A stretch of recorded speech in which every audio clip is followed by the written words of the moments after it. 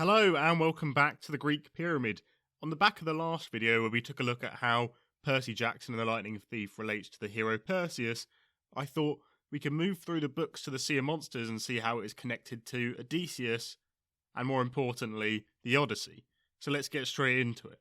The Trojan War has ended and Odysseus and his men are trying to return home to Ithaca.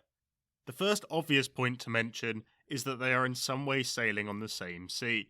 However, the Sea of Monsters has been instead moved to the Bermuda Triangle.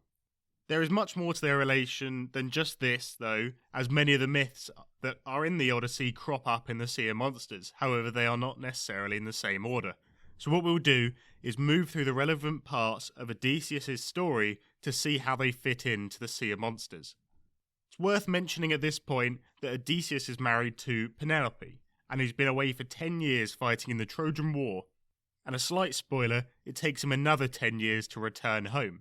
But we will get back to Penelope later in this video. They do come across the Lotus Eaters, but they crop up in the Lightning Thief instead of the Sea of Monsters, so we won't go further into them for this video. But next along their journey, they do come across a relevant myth, Polyphemus. Odysseus' story is slightly different, as they weren't searching for anything in particular compared to Percy searching for the Golden Fleece and rescuing Grover. Odysseus and his men entered the cave and feasted upon some sheep they found, not knowing this was the lair of the Cyclops. Polyphemus blocked the entrance to the cave with a huge rock and was naturally not too happy about his sheep being eaten, so he started eating the warriors instead. Odysseus, to escape, gives the Cyclops wine, making him go to sleep and then blinding him. Once he awoke, Polyphemus demanded to know who had blinded him, to which Odysseus replied, "Nobody," meaning none of the other Cyclops tried to help Polyphemus because he was screaming about how nobody had blinded him. Odysseus and his men strapped themselves to the bottomless sheep, so when the sheep were let out to graze, they could escape.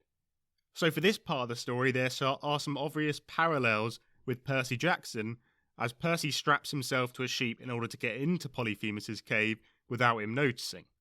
Annabeth uses the old nobody trick whilst using her Yankees cap to distract him as he is infuriated by the apparent return of nobody. If we then move forward to when both groups are escaping from the island, as Odysseus is sailing away, he can't help but say his name to taunt Polyphemus. This allows Polyphemus to curse him, but also, due to the sound created, he attempts to throw a boulder to try and hit their ship, but fortunately for them, it misses. Clarice, however, makes the same error, shouting at Polyphemus, and this time, on Polyphemus' second attempt, the boulder hits their ship, smashing it to pieces, meaning they instead have to be carried by the hippocampi. The last parallel I could find for Polyphemus' island is that in the Sea of Monsters we see Polyphemus attempting to marry Grover, and Grover is stitching together a wedding veil, saying he will not marry until it is finished. Then, when Polyphemus is not looking, he unstitches the veil to ruin the progress made so it can't be completed.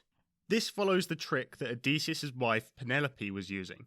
She had a number of suitors asking for her hand, as it had been 10 years since the end of the Trojan War and her husband had not yet returned. She fended off the suitors by saying she was weaving a burial shroud for Odysseus' father, and only when it was completed would she even think to marry one of them. She similarly would undo the weaving that she completed during the day at night. Later, she was found out after a chambermaid betrayed her to the suitors. Now that Odysseus has escaped Polyphemus' island, what is next upon his journey? He ends up coming across the island of Aeolia, home to Aeolus, god of winds. Aeolus was kind enough to give Odysseus a bag of winds that would guide him home safely. Odysseus, using these bag of winds, they made a lot of progress, but Odysseus' men ended up wasting the bag of winds as the curiosity got the better of them as to what was inside the bag. Due to the storms created from this bag, it ended up driving them all the way back to Aeolia, meaning he had to continue on his quest without the help of the winds.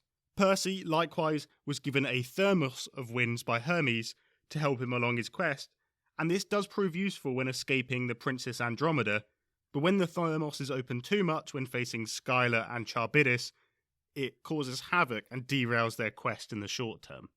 Next, Odysseus does run into Lystragonians, which we do see at the beginning of the Sea of Monsters, but there's no particular links between them, except from them appearing in both stories, so we'll leave it at that. I just thought it might be worth mentioning. After the Lystragonians, there are not many of Odysseus' men left, and they've been through quite an ordeal so far. When they stumble across the island where Circe resides, she turns some of his men into pigs by touching them with her stick. Odysseus is informed of what has happened to his men by Hermes, who also gives him a herb that will make him immune to Circe's sorcery. This allows him to defeat Circe, as her magic doesn't affect him, and then he lunges at her with his sword and demands that his men are turned back into humans. She agrees, and Odysseus ends up staying on the island with her for a year. If we go back to the Percy Jackson series, Circe is instead turning men into guinea pigs, as she decided pigs were too big, smelly, and difficult to keep. After Percy has been turned into a guinea pig himself, Annabeth takes the modern-day equivalent of the herb in the form of a multivitamin that was given to them by Hermes again, thus making her immune to Circe's magic, at which point she lunges at Circe and threatens her, demanding to turn the guinea pigs back into men. Circe refuses, unlike in the Odyssey, leading Annabeth to instead throw the multivitamins into the cage, turning them back into men, causing chaos to ensue as it turns out the guinea pigs were pirates. Odysseus' story does divert a bit from here, as he has to travel to the underworld, where he's informed that in order to get home, he will have to pass through Scylla and Charybdis. But on his way, he has to pass the sirens. His men blocked their ears with wax, but Odysseus himself wanted to listen to the sirens, so is tied up by his men. This is matched by what Annabeth does in the Sea of Monsters, but whilst Odysseus does not manage to free himself, and manages to pass through by the sirens with little trouble, Annabeth manages to break free, and it takes Percy to stop her from being killed by the sirens. Luckily, he is a son of Poseidon, otherwise I don't think anyone would have managed to save her.